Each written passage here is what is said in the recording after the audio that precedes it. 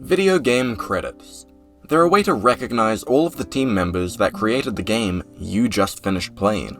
After working on something as big as a video game for possibly years on end, having their name slapped onto the final product is something that a lot of people are excited for. I imagine that looking through the credits of a game you worked on and being able to say, "Hey, that's me," must be a pretty rewarding feeling. They are literally getting credit for their labor. Credits are a way to respect the team that worked on this game you loved. All these employees deserve to have their names seen. Without every person scrolling on the screen, the game would not be what it was. So to appreciate all of these people and attribute the game to them, watching the credits all the way through seems like the least we can do. Shit, this is boring. Look, I'm sorry. I know that I shouldn't skip the credits. It feels rude. But they're so boring. In my personal experience, if I really liked a game, then I'll try to let the credits play out. And then, after a minute or two, I'll grab my phone. And then I realize I'm not even watching, so I end up skipping the credits. I can prove I'm not the only one who does this. I put up a community poll that got over 1,000 votes, and 52% of you guys had the same stance as me. 52% of people start watching the credits, but end up skipping them before they finish. As I mentioned earlier, I do feel it's important to watch these credits, but the developers make it really hard to. Credits are usually no more than just white text over a completely black background, with the most generic elevator music ever playing in the back. 90% of credit sequences are like this, and it's a struggle to watch through the whole thing, especially in more modern AAA games that can have thousands of people who worked on it. I want to be respectful and appreciate the artists who created the game, but I just can't sit through 10 minutes of black screen and white text, man. I got things to do.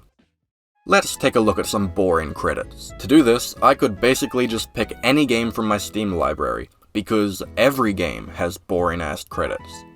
Resident Evil 2 Remake. Yep, white text, black background, basic music. This one's got it all. What about Outer Wilds? Cool, same thing. Death Stranding, that's one of my favorite games. Let's look at the credits. Awesome, they're boring. Okay, how about Elden Ring? Yep, it's the same deal. Actually, I think the text here might be a slight shade of yellow instead of white. Glad to finally see some innovation. And of course, it comes from none other than From Software themselves. Give it up, everyone. Another one of my favorite games, Life is Strange, actually plays the credits 5 times, once after each episode. Maybe there are slight differences between the episodes and who worked on them, but who's watching the credits 5 times? Just play it once at the end of the game. I have not played this next game, but while I was researching for the video, I came across Spiderman PS4's credits. Most of the credits I've mentioned so far are like 8 to 10, maybe 12-minute long credits. That's reasonable. But Spider-Man PS4 has a credit sequence that is 34 minutes and 27 seconds long.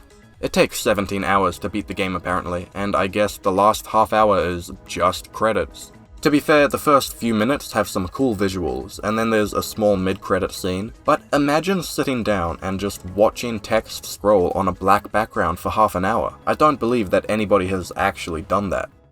Some games add just a tiny bit more to make the credits more consumable. These games go beyond the bare minimum of boring text on boring background.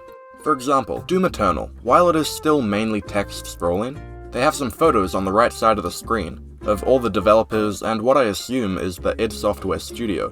Just adding a little something extra like that makes players more likely to stick around through the credits. I thought this was a neat thing, and I found it interesting to get a look behind the scenes. They've got a massive statue of Doom Guy, that's cool.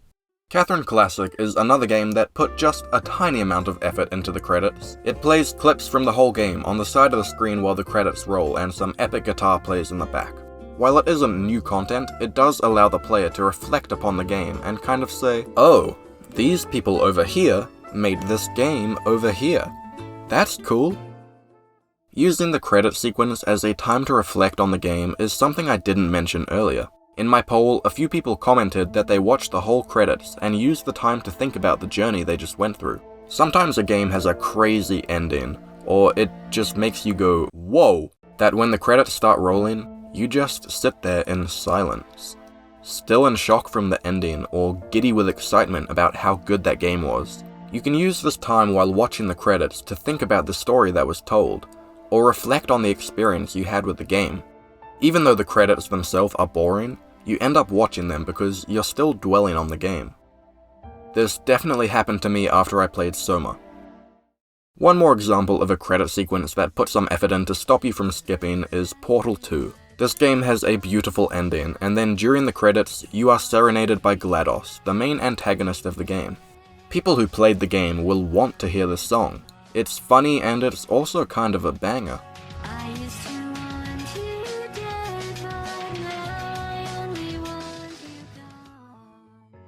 But what about credits that are fun? Not just a little bit interesting to look at, but credits that are actually engaging and make you want to watch them. How do we make credits good? Interactivity. What I want more games to have is credits where you don't just watch, you play. The biggest difference between video games and a medium like film is that you don't just look at your screen to consume the content. You have to actually engage with it. You have to play through the levels yourself.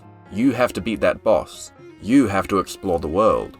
The player has to engage with the game at all times. But most of the time, there's practically no difference between movie credits and game credits, which is kinda weird, right? Since the credits are being presented in this medium, why don't they all use the aspects of the medium that make it unique? I think that more games should have interactive credits.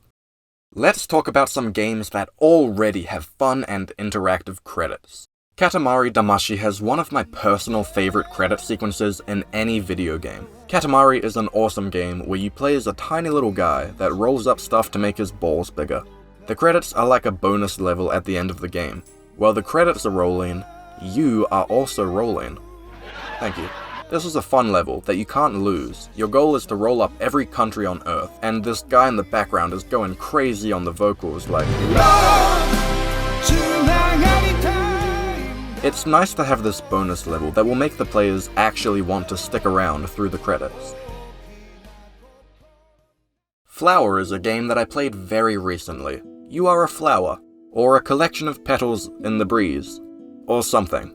It's a zen experience with beautiful music and stunning visuals. The credits are also a sort of bonus level in this game.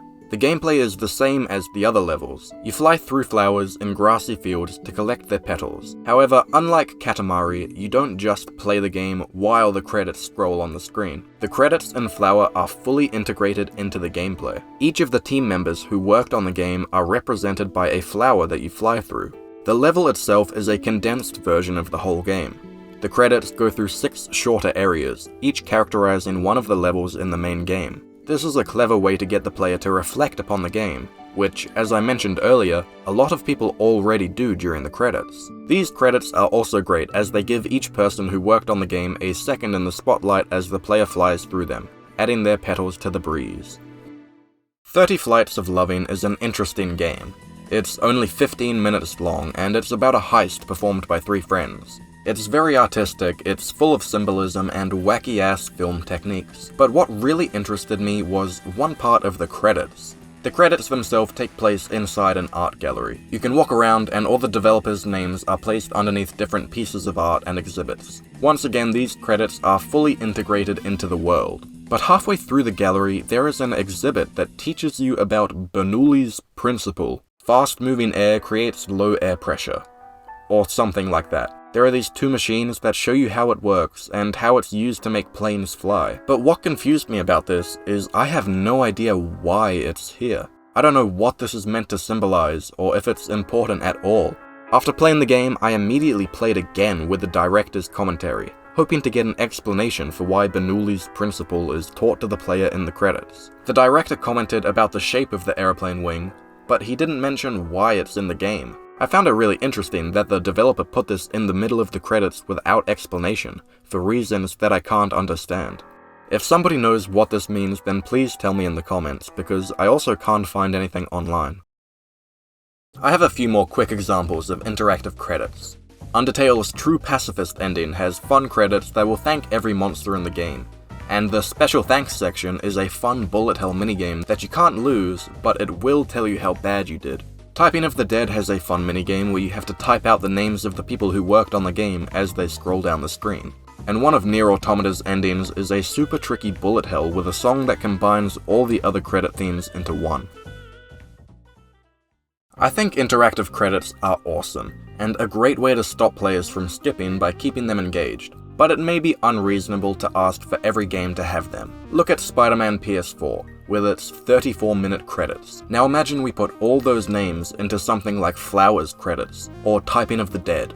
That would fucking suck. Google says there were over 2,000 people listed in Spider-Man's credits. If I had to fly through one flower for each person, or type out every name, I would be 6 feet under before the credits finish playing. So the size of the team definitely impacts how they can work with this final segment of the game. Indie devs can be a lot more flexible. Without needing to name thousands of people, they can do something interesting, like 30 Flights of Loving, Flower, or Undertale. I think that's also why some older games were able to have cool credits with fun visuals.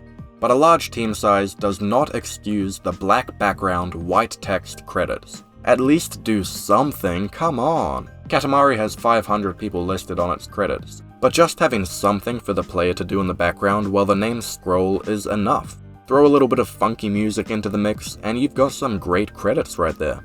Given the option between cool, slightly interactive credits, or nothing, everybody would choose the former. I just wish that game companies would pay a little bit more attention to the real ending of their game. If you liked hearing me ramble about credits for 11 minutes and want to hear me talk some more about video games in the future, then consider subscribing. Thank you for watching.